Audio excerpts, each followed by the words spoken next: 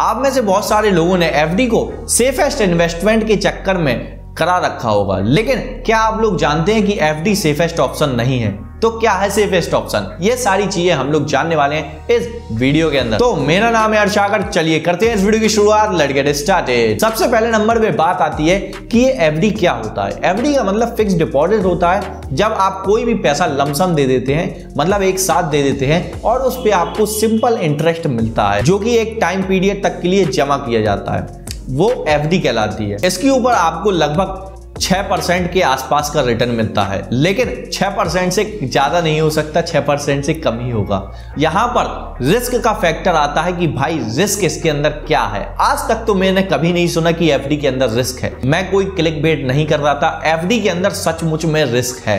अगर वह बैंक भाग जाती है या गलती से दिवालिया घोषित हो जाती है। अब हम लोग समझते हैं जिस बैंक के अंदर अगर हमने एफडी करा रखी है वो बैंक भाग गई तो क्या होगा, और क्या मेरे को पूरा पैसा मिलेगा या फिर नहीं। मान लेते हैं आपने 10 लाख रुपए की सहारा बैंक के अंदर एफडी करा रखी थी, जिसके अंदर आपको ब्याज 5% सालाना के आसपास मिल रहा था, जो साल भर का 50,000 रुपए होता है बस। लेकिन अब यहां पर समझते हैं कि आपका रिस्क कितना है। अब वो बैंक भाग चुकी है, जिसके भी 10 लाख रुपए वहां पर पड़े थे, वो उसमें से सिर्फ और सिर्फ उसको 5 लाख रुपए ही मिलने वाले हैं। जो आपको इंटरेस्ट मिलने वाला था, जितने भी टाइम के लिए आपने करा रखी थी, वो इंटरेस्ट भी गया। सिर्फ 5 लाख रुपए बस मिलेंगे, जिसके चलते अगर यहां पर देखा जाए 50% से भी ज्यादा का लॉस हो गया इंटरेस्ट पाने के चक्कर में।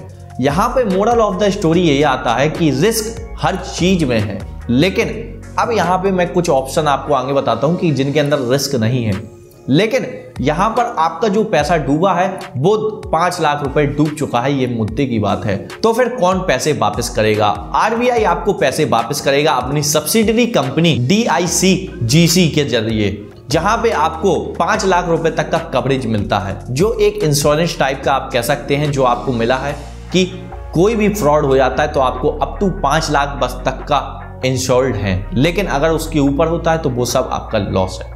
ये कंपलसरी है एक बैंक के अंदर। अगर आपने सहारा के अंदर 2-3 एफडी खुला रखी थी और सोच रहे थे कि 4-4 लाख रुपए सब में डाल रखा हूं तो मेरा पूरा पैसा मतलब 12 लाख रुपए मिल जाएगा, लेकिन दोस्त ऐसा चीज नहीं होती है। अगर आपने अलग अलग बैंक के अंदर 4-4 लाख की एफडी करा रखी थी तो आपको अलग अलग बैंक के हिसाब से 5-5 लाख रुपए का कवरेज मिलेगा, क्योंकि अगर 3 में से एक कोई बैंक भागेगी या तीनों भी बैंक भाग जाती हैं, तब भी आपको 5-5-5 पूरा कवरेज मिलेगा 15 लाख तक। अब हम लोग समझते हैं कि भाई जब ये सेफेस्ट ऑप्शन नहीं है तो सबसे सेफेस्ट ऑप्शन क्या है? भाई देखो, अगर आप सेफेस्ट ऑप्शन ढूंढ रहे हो तो बैंक पे क्यों ट्रस्ट करना, सीधी सेंट्रल बैंक चलते हैं ना, आरबीआई के पास। आरबीआई जो बॉन्ड्स इशू करता है, टी बिल्स के अंदर आपको 7.1% तक का रिटर्न देखने को मिल जाता है, जो सिंपल इंटरेस्ट होता है। लेकिन अगर आप और भी अच्छा रिटर्न पाना चाहते हैं तो सोवरियन गोल्ड बॉन्ड एक सबसे अच्छा उपाय हो सकता है, क्योंकि इसके अंदर आपको